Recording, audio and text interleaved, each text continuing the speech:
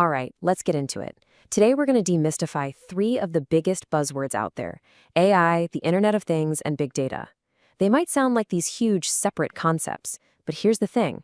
They're not separate at all. They're all working together, and they're already a massive part of your life. I mean, think about it. Your smartwatch is tracking your workout, your smart speaker just played your favorite song, your car is telling you the best way to avoid traffic. It all feels kind of like magic, right? Well, there's an invisible thread that connects all of these things, and that's exactly what we're going to pull on today. Okay, so to really get how this all works, we have to start at the beginning. We need to start with the senses of this whole operation, this huge, sprawling network we call the Internet of Things, or IoT for short. So what even is the IoT?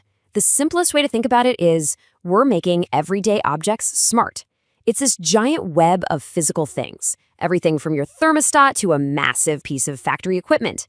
And they're all decked out with sensors, connected to the internet, and constantly gathering and sharing data about what's happening around them.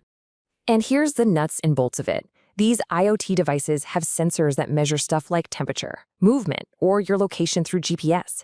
They're basically the digital eyes and ears of our world, just constantly collecting raw info from real life and beaming it up to the cloud. And listen, this isn't some sci-fi future we're talking about. It's happening right now. That fitness tracker on your wrist checking your heart rate, the smart thermostat that learns when to heat your house, even medical gear that lets doctors keep an eye on patients from miles away. Yep, that's all the IoT in action. So you've got billions of these devices, all collecting data all the time. Now, what happens when you throw in all of our social media posts, our online shopping, you name it? Well, you get this absolutely unimaginable flood of information, a digital ocean we call big data. And that term, big data, it's pretty literal. We're talking about collections of data that are just so mind-bogglingly huge and messy that your standard software, the old school stuff, just can't handle it. It's a scale of information that forces us to invent completely new ways just to make sense of it all. You know, what actually makes data big? It really boils down to what people call the 3 V's. First, there's the insane volume of it all. Second is the variety. We're not just talking numbers in a spreadsheet. It's pictures, videos, audio clips, text. And third, there's the velocity, the incredible lightning-fast speed at which this data is being created and needs to be understood. And that variety piece is so important. Data isn't one size fits all. You've got your structured data, which is all nice and organized, like a spreadsheet. But then you have unstructured data. That's the wild, messy stuff like social media posts or video files. And somewhere in between, there's semi-structured data. The reality is, pretty much every company out there is dealing with all 3 types at once. Okay, so we have a world full of sensors collecting an ocean of data. But here's the catch. Raw data on its own is pretty much useless. You need a way to interpret it. And that's where the brain of this whole system comes into play: artificial intelligence. AI is really all about making machines smart. It's about giving them the ability to learn, to reason, to figure things out, and even to make decisions. It's the essential tool that we use to sift through the chaos of big data and find the patterns and insights that actually matter. But let's be really clear and separate the reality from the science fiction for a second. Every single piece of AI you interact with, whether it's Siri, Alexa, or that Netflix algorithm that knows you so well, that's all what we call narrow AI. It's incredibly good at one specific thing. That idea of general AI, a true human-like consciousness like you see in the movies, that is still completely theoretical. It doesn't exist yet. And AI isn't just one thing. It's a huge field with all these different specialties. You've got machine learning, which is how systems actually learn from data without being explicitly programmed. You have natural language processing, which is how your smart speaker understands what you're asking it. And then there's computer vision, which lets a self-driving car see and understand a stop sign. All right, now for the fun part. Let's put all these pieces together. We've got the senses, we've got the ocean of information, and we've got the brain. So how does this incredible trio actually change things in the real world?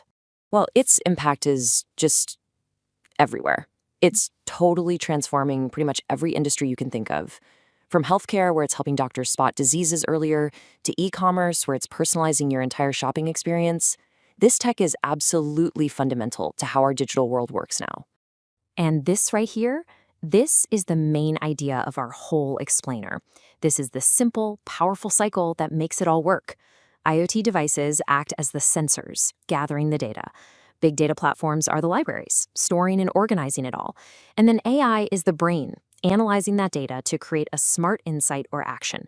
It's this powerful, continuous loop. So what does this look like in your life? Well, when Amazon recommends a product it thinks you love, that's this loop in action. When your navigation app magically reroutes you around a traffic jam, that's AI analyzing location data from thousands of other phones. And yeah, when Netflix suggests the perfect show to binge watch next, you're seeing this exact system at work. But, having this incredible power to collect and analyze so much information about our lives, well, it comes with some serious responsibility. We absolutely cannot talk about how amazing this technology is without also facing the really tough ethical questions it brings up. And that brings us to this idea of big data ethics. You can think of it as the moral rulebook for our digital age. It's all about figuring out the right and wrong ways to collect, use, and share all of this data, especially when it comes to the personal information that belongs to every single one of us. And to really get the risks, we have to start asking some hard questions. Like, did we actually give informed consent? Do we really know what's happening with our data? How is our privacy being guarded?